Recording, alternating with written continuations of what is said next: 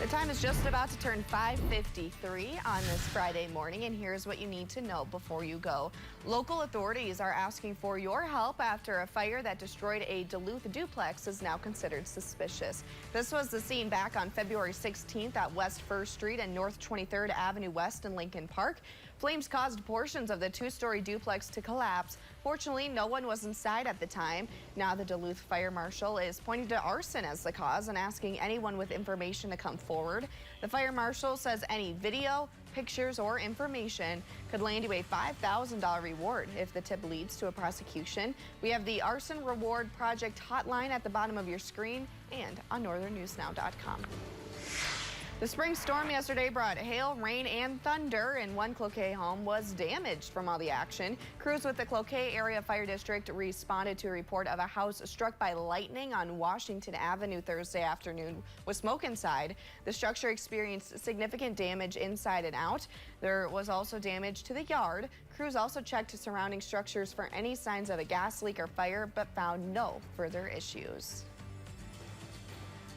And Felicia Lane shared this video of lightning striking that house. Fortunately, the residents and their two dogs were able to get out safely out of the home unharmed. The strike caused significant damage to the home. Superior's new city councilor is wasting no time getting to work. Sarah Anderson was sworn in to represent District 2 on Tuesday after defeating longtime councilor Jenny Van Sickle in the spring election. She ran on change and said she's organizing a cleanup.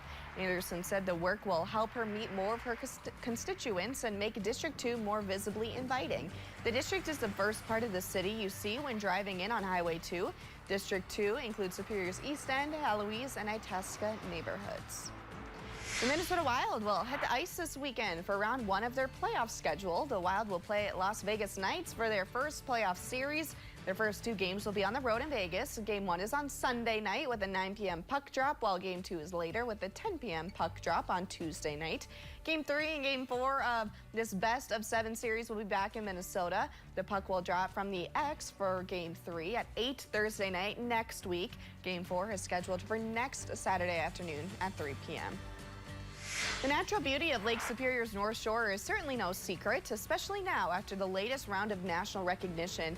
Gooseberry Falls State Park made USA Today's list of nominees for its 10 Best Reader's Choice Awards, one of 2 Minnesota nature spots to be recognized. Gooseberry was nominated for Best State Park, and Devil's Kettle Trail was nominated by readers for Best Hiking Trail. It's located at Judge C.R. Magny State Park, leading to Devil's Kettle Falls.